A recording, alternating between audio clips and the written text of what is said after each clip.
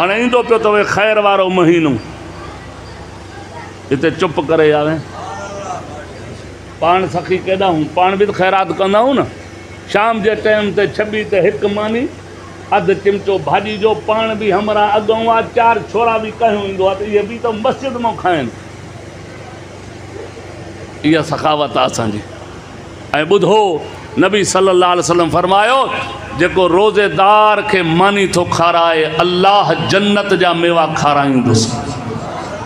चओ सुभान अल्लाह चओ सुभान अल्लाह ख़ैरातूं कयो अल्लाह राज़ी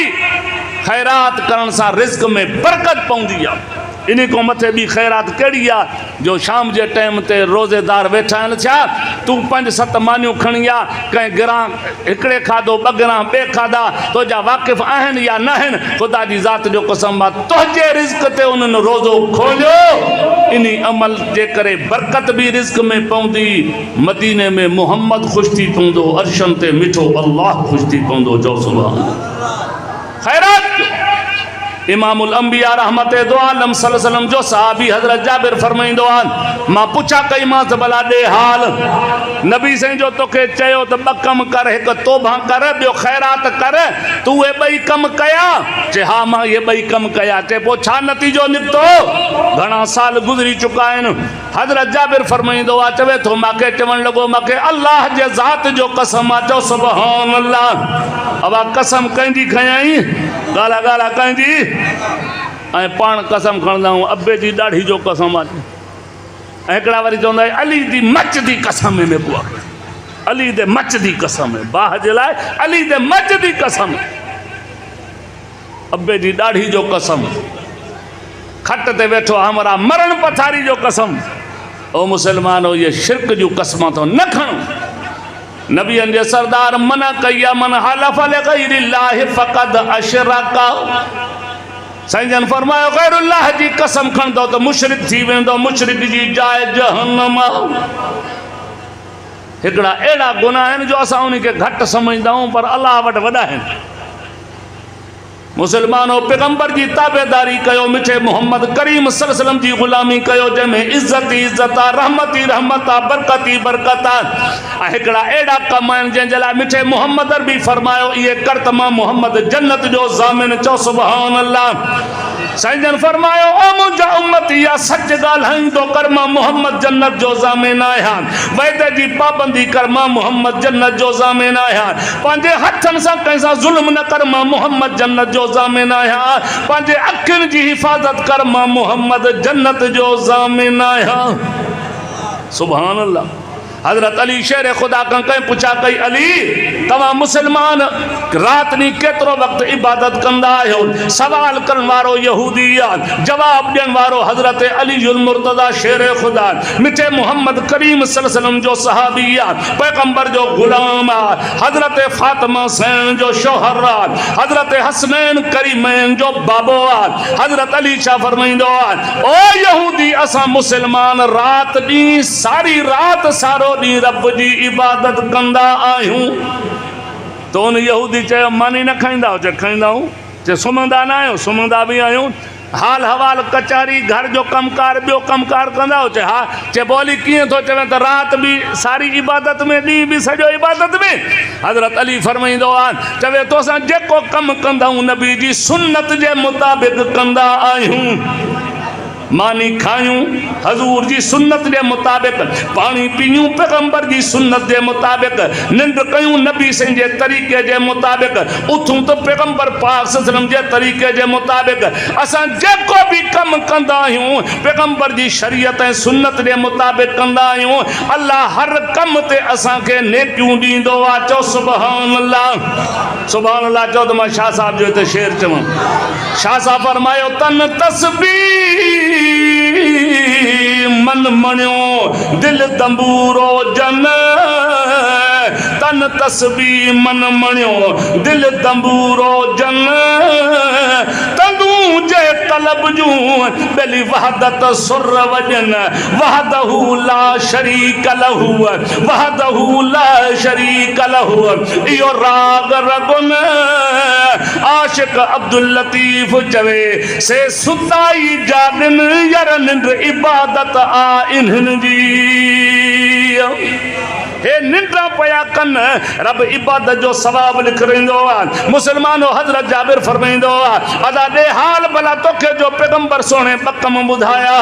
एक तौबा घणी कर ॿियो ख़ैरात घणी कर दे हाल तू हे कम कया या न चे हा बराबर मां तौबा भी घणी कई अल्लाह जे दरवाजे ते बार बार रोईंदो भी रहियुमि आजिज़ूं कंदो रहियुमि माफ़ी घुरंदो रहियुमि ऐं ॿियो ख़ैरात भी घणी कंदो रहियुमि। पोइ रब एॾी महिरबानी कई एडी मेहरबानी कई जो हिन वक्त में माके 7 न्याणियूं 8 पुट रब दिना हिन चो सुभान अल्लाह। इहो तई करीम रब इहो तई मेहरबान अल्लाह। ख्वाजा सा फरमायो कोई बन गया रौनक अखियां दी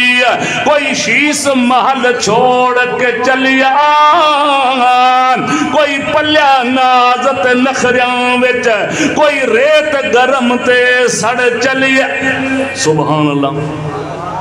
ॾाढियां थियो ख्वाजा साहब भी कमाल करे छॾियो आहे। ख्वाजा साहब भी मुवहिद हवे मुवहिद तौहीद बयान कई आहे बुजुर्ग। तौबा तौबा अस्तगफार बख्शे मशाला रब गफार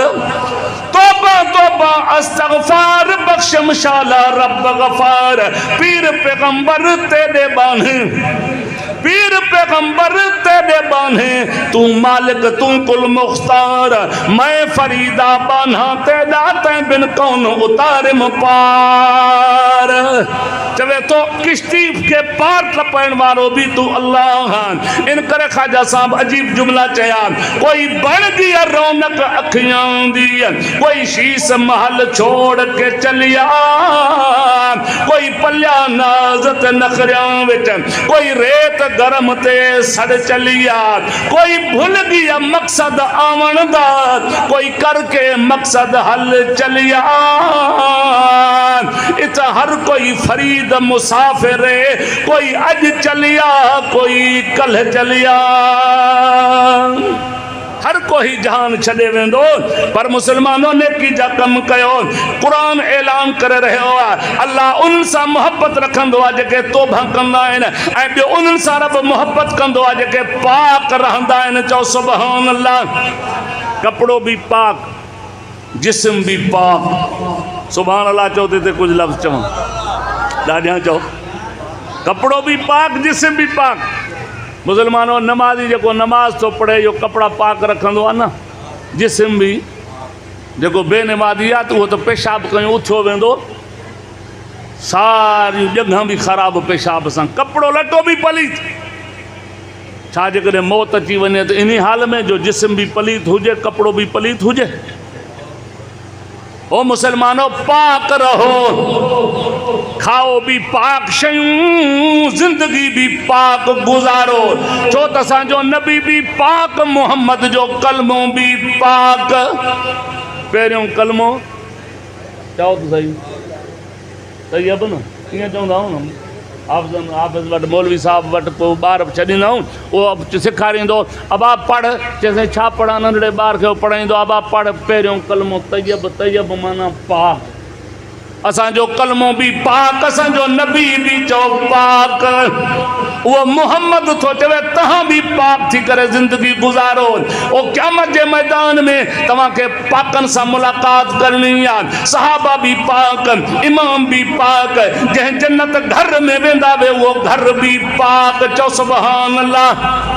पाक जिंदगी गुजारो वो दुनिया में भी इज्जत मिलंदी तो कब्र क़यामत में भी इज्जत मिलंदी। नबी पाक सल्लल्लाहु जे सहाबा जी सिफत रब कुरान में ही जिक्र कई है। चवे तो फीह रिजाल फीह रिजाल युहिब्बून अन यततहरू। ओ मुंजा दिलबर नबी अनवर नबी अशरफ नबी फीह रिजाल सुभान अल्लाह। चओ तो सही चओ नवी गाल ॿुधाईंदोमांव फीह रिजाल कुरान शरीफ कारी साहब को पुछो, साईं वारनि को पुछो, या तव्हां खोले करे इहा अल्फाज़ ॾिसो, उते लिखियो पियो त फ़ीह रिजालुन, मां जुदा करे अल्फाज़ पढ़ंदो पियो, हूं त पढ़ंदो न रिजालुई जो या ॻो बीठी आहे, फ़ीह रिजालुन जुदा, लाम जे मथां तनवीन आहे, अतनवीनो लिताज़ीम, तनवीन ताज़ीम जे लाइ ईंदी आहे। ॿियनि लफ़्ज़नि में सिंधी में माना कयांसि, अल्लाह मुंहिंजे महबूब नबी खे चवे थो, मुंहिंजा दिलबर नबी तो मुहम्मद जा साहबा मुड़स माण्हू आहिनि, छा आहिनि? फ़ीह रिजालुन युहिब्बून अन यततहरू, उन्हनि जी ख़ूबी आहे जो पाक रहंदा आहिनि। चओ सुभान अल्लाह। ओ मोहम्मद वज़ू भी सोहणे नमूने सां कंदा आहिनि, नमाज भी सोहणे नमूने सां अदा कंदा आहिनि, हू भी पाक थी करे रहंदा आहिनि। अल्लाह जी ज़ात जो कसम, मोहम्मद जा साहबा जॾहिं निंड कंदा हा त वज़ू करे पोइ निंड कंदा हा। चओ सुभान अल्लाह। ऐं नबियनि जे सरदार इमामुल अंबिया रहमत दो आलम सल्लल्लाहु अलैहि वसल्लम इहा दुआ घुरी आहे, पंहिंजी उम्मत खे इहा दुआ सेखारी आहे, अल्लाहुम्मा अल्लाहुम्मा अल्लाहुम्मा, ऐ मुंहिंजा अल्लाह, ऐ मुंहिंजा अल्लाह, ऐ मुंहिंजा अल्लाह, अल्लाहुम्मा जअलनी मिनत तव्वाबीन। अल्लाह मां मोहम्मद करीम सल्लल्लाहु अलैहि वसल्लम के तौबा करण जी तौफीक अता फरमा, वजअलनी मिनल मुततहिरीन, मां मोहम्मद के पाक रहण जी तौफीक अता फरमा। इन हदीस जे शरह में बुजुर्गन लिखियो आहे, मोहम्मद मुस्तफ़ा के तो तौबा जी ज़रूरत कान हुई है, जो त नबी पाक सल्लल्लाहु पाक नबी हा, पैगंबर के पाक रहण जे लाइ दुआ घुरन जी काई ज़रूरत कान हुई है, छो त पैगंबर जो वजूद पाक, पैगंबर जो किरदार पाक, पैगंबर जो लिबास पाक, पैगंबर जो देश पाक, मिठे मोहम्मद जो वेश पाक, नबी जी जमात भी पाक, चो मोहम्मद जी ज़ात भी पाक। वो नबी सल्लल्लाहु अलैहि वसल्लम या दुआ छो तो घुरे, अल्लाहुम्मा जअलनी मिनत तव्वाबीन वजअलनी मिनल मुततहिरीन, इहो उम्मत के सबक आहे। चओ सुभान अल्लाह। त मुंहिंजा उम्मतियो, मां मोहम्मद तव्हांखे सबक थो ॾियां, तौबा कंदा रहो, पाक थी करे ज़िंदगी गुज़ारो, तव्हां अक़ीदो भी पाक रखो, अमल भी पाक रखो, लिबास भी पाक रखो। वसियाबक फतहिर, वसियाबक फतहिर, पाक कपड़ा पाक पायो, लिबास पाक पायो। जॾहिं मौत अचे अल्लाह जे तरफ़ां ऐलान थींदो, ओ पाक रहण वारा, पंहिंजे नफ्स के गुनाहनि जी पलीती खां बचाइण वारा, ज़ाहिरी पलीती खां बचण वारा, बातिनी पलीती खां बचण वारा, आ मां रब ऐलान थो कयां। साईं कहिड़ो ऐलान आहे? चवे थो, इन्नल लज़ीन क़ालू रब्बुना अल्लाह सुम्मा इस्तक़ामू ततनज़्ज़लु अलैहिमुल मलाइका अल्ला तख़ाफू वला तहज़नू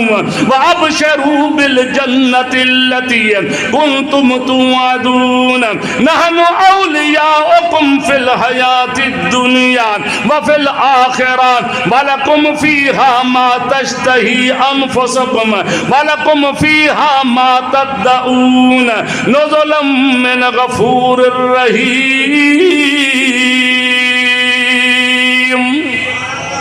बस इमाम गज़ाली जो सिर्फ नुक्तो बयान कयां, इन्हीं आयत जे मातहत इमाम गज़ाली एक नुक्तो लिखियो आहे त नबी जा उम्मती 50 साल तोखे ज़िंदगी मिली आहे, 60 साल तोखे ज़िंदगी मिली आहे, 20 साल 17 साल पहिरियों तूं नंढो आहे, बाक़ी ज़िंदगी जेका तुंहिंजी आहे उहा 38 साल बचे, 40 साल बचे, उहा ज़िंदगी तूं नबी साईं जे तरीक़े जे मुताबिक़ तूं गुज़ार, जीअं नबी जो फरमान पहुचाई उहे ज़िंदगी तूं गुज़ार। जन्नत में तू पहुचदो वेंदे, रब चवंदुई जीअं दुनिया में तू मुंहिंजे महबूब जा हुक्म मञा, ऐं मुंहिंजा बाना दुनिया वारी ज़िंदगी में तू नबी जी ताबेदारी कई, अॼु मां रब ऐलान थो कयां, जीअं तू चवंदो वेंदे मां रब उहे कंदो वेंदुसि। चओ सुभान अल्लाह। अल्लाह पाक अमल जी तौफीक बख्शे, ज़िंदगी बाक़ी, मोहब्बत बाक़ी, मुलाकात बाक़ी। व आखिर दावाना अनिल हम्दुलिल्लाहि रब्बिल आलमीन।